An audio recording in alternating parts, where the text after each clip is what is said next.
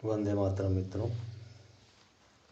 पहला कदम हम उठा चुके हैं और मुझे आशा है कि आप लोगों ने इसका प्रयास भी शुरू कर दिया होगा। जितना हम इसके प्रति अवेयर होंगे, जितना हम समय निकालेंगे, जितना बार बार हमने मन को ट्रेन करेंगे, उतना ही आप उसके आनंद को महसूस करेंगे। जब हम ये ऑब्ज़र्व करेंगे तब धीरे धीरे विचारों की कमी आने लगेगी। हमारे मस्तिष्क में विचार अपने आप स्वतः ही कम होने लगेंगे। कम होते होते होते फिर ये एक अवस्था आएगी जब वो बिल्कुल शांत हो जाएगा और फिर आप चीज़ें हो रही हैं लेकिन आप उनसे ज़्यादा इफेक्ट नहीं हो रहे हैं, ये अवस्था आने लगेगी। एक कहानी याद आती थी मुझे कि एक जैन टीचर कहीं पहाड़ी पे रह रहे थे।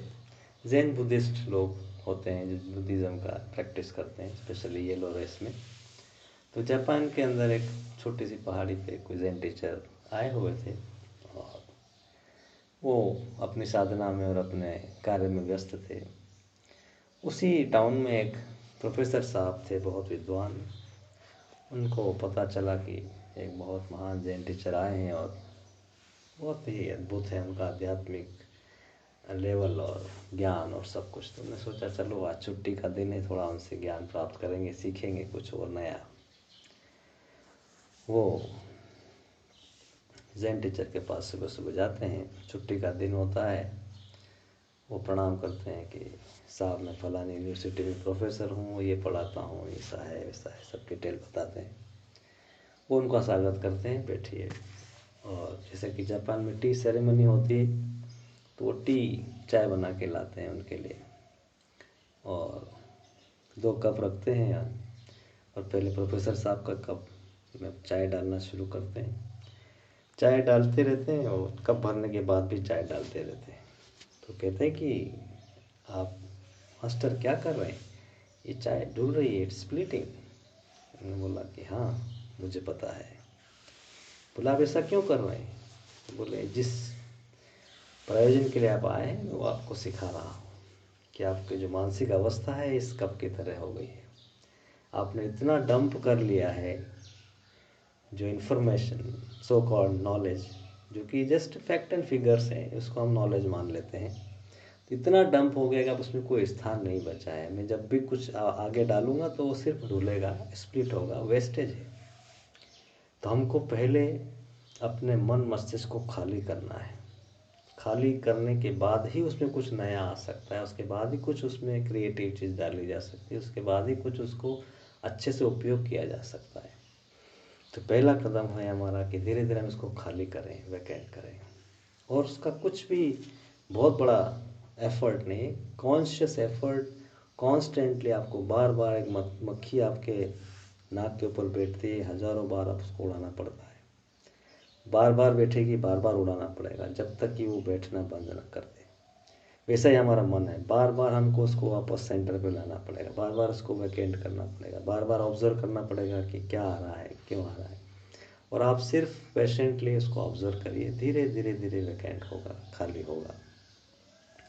जब यह अवस्था आएगी, वो डिपेंड करता है किसका क्या। मैंने कहा कि हर एक की अपनी अपनी यात्रा है और किसी को समय ज़्यादा लग सकता है, किसी को कम लग सकता है, किसी को पहले ही दिन आनंद हो सकता है, कुछ भी नहीं कह सकते।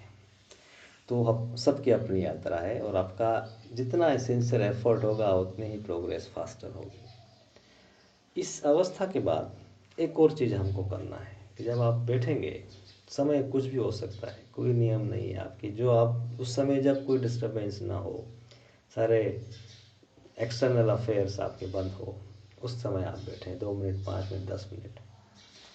जब ये आप अवस्था में होंगे तब आप धीरे से बाहर की तरफ जस्ट झांकिए, देखिए कि आपके आसपास क्या हो रहा है। देखना इन द सेंस महसूस करना है। आवाज़ क्या है, क्या किस तरह की आवाज़ें आ रही है। अवस्था उस समय में जब दोपहर के टाइम होंगे तो आवाज़ कुछ अलग होगी, ब्रह्म मुहूर्त में होंगे तो टाइम अलग होगा, तो आवाज़ अलग होगी, रात का समय अलग होगा। तो उसका ऑब्जर्वेशन करना है कि किस तरह की आवाज़ें आ रही है आसपास। वो एक आपके लिए लिंक है कि हम हमारे शरीर, हमारी सारी चेतना के साथ बाहर की तरफ जिस तरह से हम एक थ्रॉबिंग एलिमेंट को हम महसूस करते हैं कि थ्रॉब कैसा महसूस किया जाता है, ऐसा हमारे जो जस्ट सटी हुई, हमारे शरीर से सटी हुई जो वाइब्रेशन है, वो चेतना है, ये आवाज़ है, ये खुशबू है, जो कुछ भी, ये क्या है, धीरे धीरे उसकी तरफ अवेयर होइए।